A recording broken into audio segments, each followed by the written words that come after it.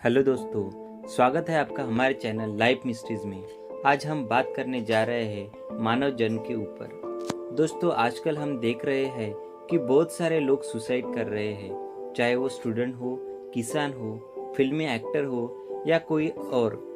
अगर हालात अच्छे ना हो तो हम भी ऐसा ही कुछ करने का सोचते हैं। पर क्या आपको मालूम है, जो मनुष्य जीवन आपने पाया है वो कितना मूल्यवान है, कितनी यातनाओं और संघर्षों के बाद हमें यह मिला है।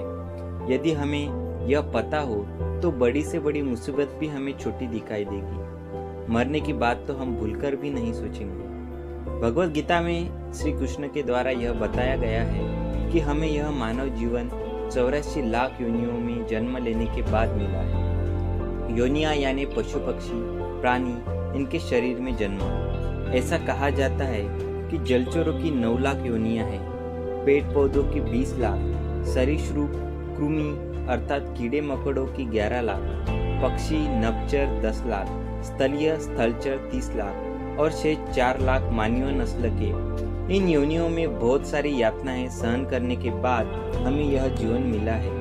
केवल मानव शरीर ही ऐसा देह है जिसके माध्यम से हम ईश्वर का नाम ले सकते हैं, सुन सकते हैं, ईश्वर को जान सकते हैं और अंत में ईश्वर को पाना, जिसे हम मोक्ष कहते हैं। जब हमें मोक्ष प्राप्त होता है तब हम इस जन्म मृत्यु के चक्र से छूट जाते हैं। केवल मानव जन्म ही मोक्ष का अवसर है। देवता भी मानव शरीर के लिए तरसते हैं और हमें इसे व्यर्थ में ही छोटी प्रॉब्लम्स के लिए इतने मूल्यवान मानव देव को खो देते हैं।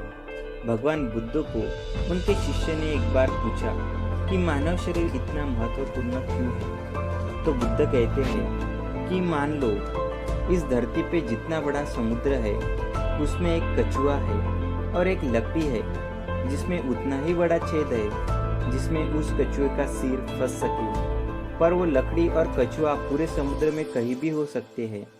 मानव जन्म उतना ही बड़ा संयोग है जितना जब वो कछुआ और लकड़ी इतने विशाल समुद्र में एक जगह आ जाए और उस कछुए का सिर उस लकड़ी के छेद में फंस जाए।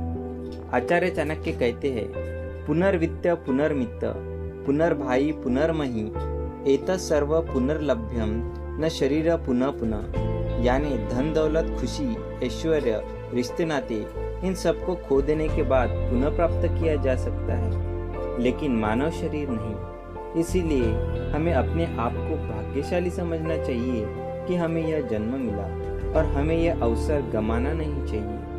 हमारे जीवन का अंतिम लक्ष्य ईश्वर की प्राप्ति होना चाहिए, वो परम तत्व है। बिछड़कर हम यहाँ आए हैं कुछ सीखने के लिए, यूं ही सुसाइड जैसी हरकत करके इसे वेस्ट ना करें। इसीलिए तो आत्महत्या को पाप कहा गया है। ये कभी ना भूले कि हर समस्या का कोई ना कोई समाधान होता ही है। तो इसी के साथ हम आपसे विदा लेते हैं। इसी तरह के वीडियोस के लिए लाइक, सब्सक्राइब और शेयर करें हमारे चैनल लाइफ मिस्ट्रीज को।